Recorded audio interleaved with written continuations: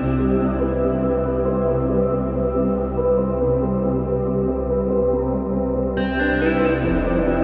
Foodies, welcome to Divi Bhuvi vlogs. అనగనగా ఒక పనసకాయ అన్నట్టుగా ఉందండి ఈ స్టోరీ అయితే. ఈ పనసకాయ ఫస్ట్ టైం మేము తినడం కానీ కోయడము ఇది ఫస్ట్ టైం అండి.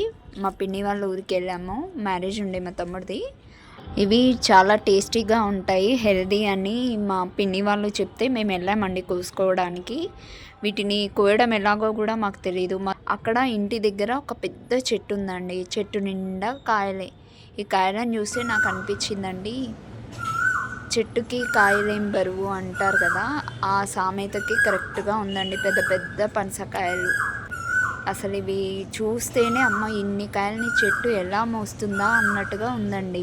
అవి కోసినప్పుడు జిగురు అంటుకుంటుందండి. ఆ జిగురు అంటకుండా ఆయిల్ అప్లై చేసుకోవాలంట. ఆ విషయం కూడా మాకు తెలియదు.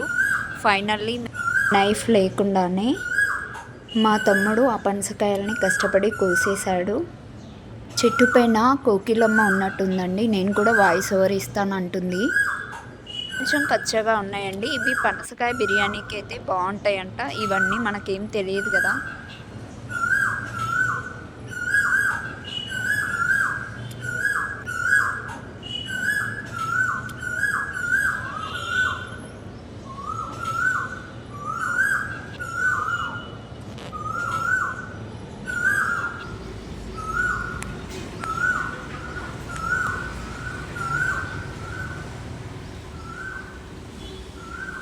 ఫైనల్లీ ఇవన్నీ ఒక 4-5 పనసకాయలు కోసిన తర్వాత చూడండి ఎలా ఉందో జిగురు. దానికి పట్టుకోవడానికి కూడా రావట్లేదు, మొత్తం స్టిక్కీగా అయిపోయింది.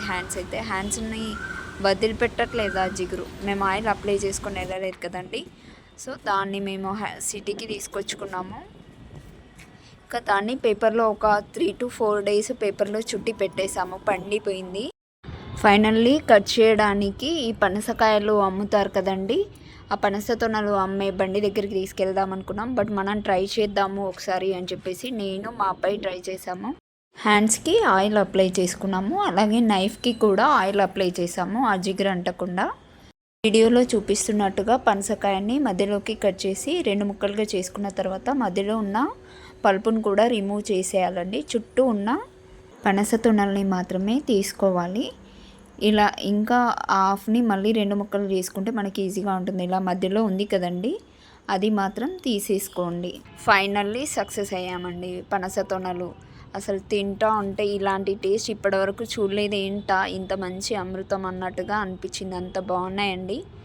ఈ పనస తొనలు తీసేప్పుడు కూడా కొంచెం జాగ్రత్తగా తీయాలటండి. దీనిలో ఉన్న సీడ్స్ కూడా మనం యూస్ చేసుకోవచ్చంట. చాలా హెల్త్ బెనిఫిట్స్ ఉన్నాయండి. నాకైతే చాలా బాగా నచ్చాయి. ఒకటే ఎందుకు తెచ్చుకున్నానా అనిపించిందండి. అన్నీ కోసాం కదా, మళ్ళీ వెళ్ళినప్పుడు మాత్రం ఈసారి ఒక 4-5 ఫ్రూట్స్ తీసుకొచ్చుకుంటాను. పనసకాయ బిర్యానీ అంట, ట్రై చేయాలి అండి. ఇలా తీసిన తర్వాత దీని లోపల సీడ్ ఉంటుంది. ఈ సీడ్స్ కూడా తింటారటండి, వేయించుకొని తింటారంట, బాయిల్ చేసుకొని కర్రీ కూడా చేసుకుంటారంట. ఇన్ని రోజులు ఎలా మిస్ అయ్యామా అనిపించింది ఇవి తినడము, కానీ చాలా బాగున్నాయండి. మీరు కూడా ఎప్పుడైనా కనిపిస్తే తీసుకోండి. మనము అక్కడ బండి మీద పెట్టి అమ్మినప్పుడు మాత్రం చుట్టుపక్కల అంతా స్మెల్ వస్తుంది కదా, ఇంట్లో అయితే ఇలాంటి స్మెల్ ఏం రాలేదండి, బాగుంది. ఇలా అన్నింటినీ తీసేసాము, సీడ్స్ని కూడా సపరేట్ చేసేసామండి. కొంచెం సాల్ట్ వేసి సీడ్స్ని కూడా కొంచెం దూరగా వేయించాము, అవి కూడా చాలా బాగున్నాయి. ఈ పనస తొనలు స్టోర్ చేయడానికి కూడా ఒక బాక్స్లో పెట్టేసి ఒక 1 week వరకు స్టోర్ చేసుకోవచ్చటండి ఫ్రిడ్జ్లో పెడితే. సో పెద్ద పనస పండు కదండి, ఈ పనసకాయ కాదు, ఇంకా పండు అయిపోయింది అది. మాకు కొంచెం కొత్త కదండి, అందుకే ఇదంతా ఒక అడ్వెంచర్ లాగా అనిపించింది. ఇలా తీసిన పనస తొనల్ని ఒక ఎయిర్ టైట్ బాక్స్లోకి తీసుకొని ఫ్రిడ్జ్లో పెట్టేసుకున్నానండి. చాలా బాగున్నాయి, 1 week వరకు బాగున్నాయి. చెట్టుపై నుండి అప్పుడే కోసి అలా ఫ్రెష్గా తింటుంటే ఆ సాటిస్ఫాక్షనే వేరు కదండి. మనం బయట కొనుక్కొని తిన్నా ఇంత హ్యాపీ ఫీల్ అవ్వలేం కదండి. మా ఈ అనగనగా ఒక పనసకాయ కథ ఇంతటితో సమాప్తం. Thank you for watching. ఈ వీడియో కనుక మీకు నచ్చినట్టయితే ఒక లైక్ చేయండి, మీ ఫ్రెండ్స్కి రిలేటివ్స్కి షేర్ చేయండి, అలాగే నా ఛానల్ని సబ్స్క్రైబ్ చేయండి. నెక్స్ట్ వీడియోలో మళ్ళీ కలుద్దాం.